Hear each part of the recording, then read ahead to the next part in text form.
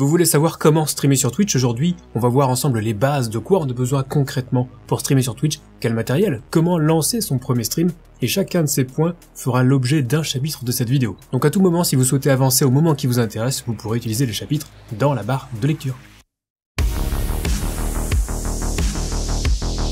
Alors on va procéder dans l'ordre et être méthodique afin d'essayer de ne perdre personne en cours de route. Et de quoi a-t-on besoin pour streamer sur Twitch? Eh bien on a besoin d'une connexion internet, d'un compte Twitch, de l'équipement type micro ou webcam, un ordinateur ou une console, et un logiciel de streaming si on compte utiliser un ordinateur pour streamer. Et avant d'aborder tous ces points, je vous informe que cette vidéo est sponsorisée par Owned. Owned, c'est le site pour tout ce qui est overlay, alerte de stream, émoticône, cadre de webcam, mais on y trouve aussi des bannières, des avatars, des panneaux de chaîne Twitch. Vous pouvez tout acheter séparément, mais vous avez aussi des packs complets, prêts à l'emploi. En général, ils sont modulables, ça veut dire que si votre pote achète le même pack que vous pourrez quand même vous démarquer entre vous. Comme par exemple avec le pack de stream Zero Absolute Gaming, développé spécialement en partenariat avec Owned. Et si vous réalisez vos achats sur owned.tv en passant par mon lien affilié qui se trouve dans la description juste en dessous, je toucherai une petite commission et en prime, avec le code TomTom, vous aurez 50% de réduction sur toute la boutique. Donc n'hésitez pas à la parcourir, il y a plus de 800 overlays et alertes, c'est vraiment le plus grand choix du web. Donc première étape, tout d'abord on va vérifier que notre connexion internet est suffisante pour pouvoir streamer, parce que malheureusement tout le monde ne pourra pas streamer. Au minimum, j'estime qu'il faut au moins 3 mégas en upload, donc en débit montant, pour pouvoir streamer convenablement.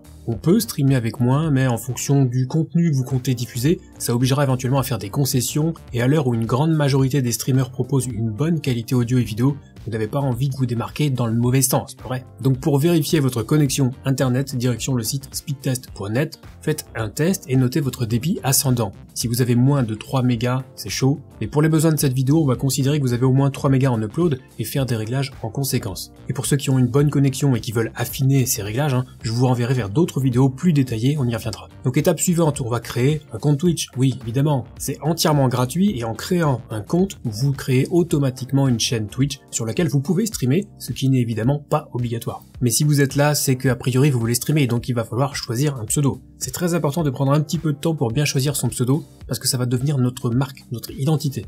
Donc déjà, il y a des choses à éviter. Voici quelques exemples de pseudos qu'on veut éviter. Pas terrible. Privilégiez plutôt ce type de pseudo. C'est mieux.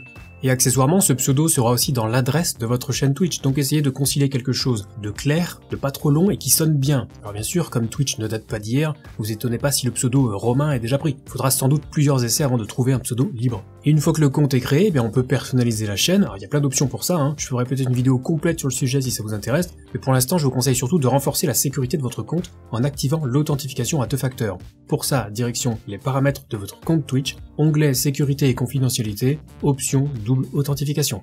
Mais de quoi a-t-on réellement besoin pour streamer? Bien au moins d'un micro, d'un casque pour éviter d'avoir les haut-parleurs qui reviennent dans le micro, voire un micro-casque qui cumule les deux fonctions, et éventuellement une webcam. La webcam n'étant pas obligatoire, mais je la conseille fortement, ça permet de créer un lien visuel direct avec vos spectateurs. Alors ensuite, il y a plusieurs cas de figure. Soit vous jouez sur PC, soit vous jouez sur console. Si vous jouez sur console, là encore, il y a deux possibilités. Vous pouvez streamer directement depuis votre console via l'application Twitch intégrée à la console. Alors je vais être clair, même si c'est faisable, la qualité n'est pas au top et ça reste limité en matière de gestion de stream. Deuxième option, c'est de capturer la console sur PC via une carte ou un boîtier d'acquisition. Alors il faut donc une carte de capture et évidemment un PC pour gérer l'encodage du stream, donc un coût supplémentaire. Et enfin, si vous jouez sur PC, bien là c'est simple, vous pouvez jouer et streamer en même temps sur votre PC. A priori, ça va évidemment dépendre de vos composants, notamment du processeur, de la carte graphique et de la mémoire vive, la RAM. Donc à part si vous streamez directement depuis votre console, où là vous n'aurez besoin de rien de particulier, dans les deux autres cas le principe sera le même, le PC va gérer le stream et son encodage pour l'envoyer sur Twitch, et on pourra ajouter des périphériques comme le micro ou la webcam. Alors, une petite note pour ceux qui veulent streamer directement depuis leur console, si vous avez une PlayStation, seule la caméra Sony est compatible. Et pour les micros, la plupart sont compatibles. Sur Xbox, c'est plutôt l'inverse, la plupart des webcams USB sont compatibles, mais il faudra vraiment prendre soin de vérifier la compatibilité du micro. Mais si vous évoluez sur un PC avec Windows, n'importe quelle webcam ou micro fonctionne a priori.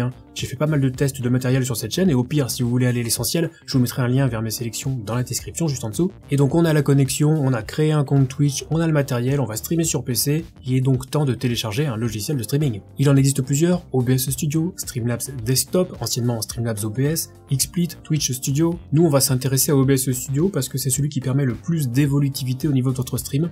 Il est pas si compliqué que ça à prendre en main et il est totalement libre et gratuit. Donc direction le site officiel OBS Project pour télécharger OBS OBS Studio, prenez la version qui correspond à votre système d'exploitation et installez-la de façon classique. Une fois que c'est fait, on pourra lancer le logiciel et on aura cette interface avec une grande zone noire qui correspond à l'aperçu du stream. Donc pour l'instant, il n'y a rien, c'est normal, on nous jettera par la suite le jeu et la webcam. Et en bas, on retrouve plusieurs sections, scène, source, mélangeur audio, transition et commande. Chaque scène qu'on va créer sera constituée d'un ensemble de sources comme le jeu, la webcam, etc. On peut donc créer plusieurs scènes différentes et passer de l'une à l'autre quand on veut. Le mélangeur audio est une espèce de table de mixage où on verra apparaître les différentes pistes audio associées à nos sources, par exemple le son du jeu. Les transitions permettent de modifier la façon dont on passe d'une scène à l'autre. Par défaut, on a un fondu de 300 millisecondes, c'est très bien comme ça pour l'instant. Et enfin, les commandes nous permettent d'accéder aux paramètres d'OBS et surtout de lancer le stream en cliquant sur un simple bouton.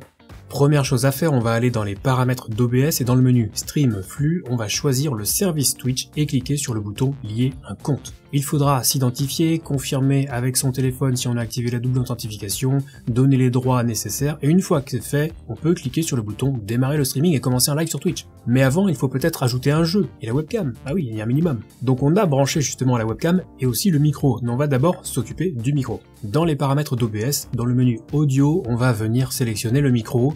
On applique les changements et vous verrez que ça va ajouter une barre de volume dans le mélangeur audio. Vous pourrez d'ailleurs ajuster le volume du micro. L'objectif est que la barre de volume de votre micro arrive à peu près au milieu de la zone jaune. Le son du jeu sera dans la zone verte. Et là je vous invite à bien régler votre micro, c'est très important d'avoir une bonne qualité de micro sur son stream, et pour cela vous pouvez utiliser des filtres qui sont inclus directement dans OBS Studio, et je vous renvoie donc vers ma vidéo sur les réglages du micro. Ensuite on va aller dans le menu vidéo, la résolution de base la plupart du temps c'est celle de votre écran de jeu, si vous ne savez pas ce que c'est, il y a de fortes chances pour que ce soit du Full HD, donc 1920 par 1080. La résolution de sortie c'est la résolution de notre stream, par exemple je vais choisir de streamer en 1280 par 720 avec un débit d'image à 30. Le filtre de redimensionnement sur Bicubic, c'est très bien. Si vous voulez davantage d'informations sur ces options, je les détaille en profondeur dans ma vidéo sur les réglages d'OBS. Je vous invite d'ailleurs à la consulter si vous voulez pas être trop largué à l'avenir. Et pour en finir avec les paramètres, on va aller dans le menu sortie, activer le mode de sortie avancé et aller dans l'onglet streaming. Donc là c'est pareil, je vais pas détailler ces options parce que je l'ai fait dans une vidéo précédente bien plus complète à ce niveau. Donc on va se contenter de réglages génériques en accord avec la résolution de sortie et le débit d'image, donc le 720p avec 30 images par seconde. Pour savoir quel encodeur choisir, ça dépend de votre matériel. Si vous avez une carte graphique Nvidia récente, prenez l'encodeur NVENC avec le pré-réglage qualité. Si vous avez une carte graphique AMD et un processeur Intel, prenez l'encodeur Quick5 ou QSV avec le pré-réglage Balanced. Et si vous avez une carte graphique AMD et un processeur AMD, vous prendrez l'encodeur X264 avec le pré-réglage Very Fast. Alors c'est évidemment pas une règle d'or, mais dans la majorité des cas, ça fonctionne bien. Et si vous voulez plus d'infos sur comment bien choisir son encodeur pour streamer sur Twitch, je vous renvoie vers la vidéo que j'ai faite à ce sujet. Pour le contrôle du débit, on va rester en CBR et on va ensuite régler un débit à 2500 kbps par seconde, qui est normalement la valeur de base. Le reste, on n'y touche pas, les réglages de base sont suffisants et si vraiment vous voulez savoir à quoi ça correspond, une fois de plus, je vous renvoie vers mon tutoriel avancé sur OBS où vous aurez le détail de chacune de ces options. Et le jour où vous serez affilié Twitch, vous pourrez commencer à jouer avec des valeurs de bitrate différentes, mais il faudra peut-être attendre un petit peu avant ça. Dernière étape sur OBS, l'onglet audio, on va diminuer le débit audio à 128 kbps par seconde. Ce débit audio sera ajouté au débit vidéo et donc dans notre exemple, on a une connexion de 3 mégas en upload.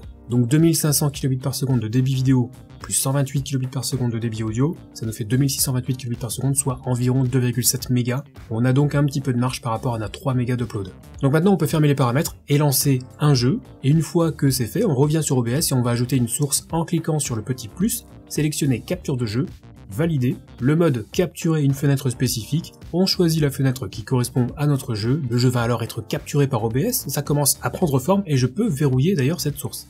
Ensuite, je vais ajouter ma webcam, donc j'ajoute une nouvelle source périphérique de capture vidéo, je la renomme éventuellement en webcam, je valide, et je vais aller chercher ma webcam dans la liste déroulante. Chez moi, c'est la Elgato Facecam. Je peux en profiter pour la redimensionner en positionnant le curseur de la souris sur le coin du cadre rouge. Je choisis une taille qui me convient et je la place où je veux. Et donc là, on a une seule et unique scène, mais on peut en créer d'autres, évidemment, et pour ça, je vous invite à regarder ma vidéo sur la création de scènes, où j'aborde un peu plus en détail les autres scènes possibles. Alors là, encore une fois, on pourrait lancer un stream, là, maintenant, tout de suite, si on voulait, ça marcherait. Mais si vous êtes déjà allé sur Twitch, vous avez dû voir que quand vous suivez une chaîne, souvent, il y a une petite animation avec votre pseudo. C'est sympa, ça fait toujours plaisir. Donc on va ajouter ça très rapidement sur notre stream, et pour ça, direction le site Stream Elements, où on va pouvoir s'identifier avec Twitch. Et une fois que c'est fait, dans le menu de gauche, on va dérouler la partie outils de streaming, cliquez sur Galerie d'Overlay, puis sur l'onglet Alerte. Vous trouverez plein de designs différents, gratuits, moi je vais en prendre un au hasard, par exemple Blue Metropolis.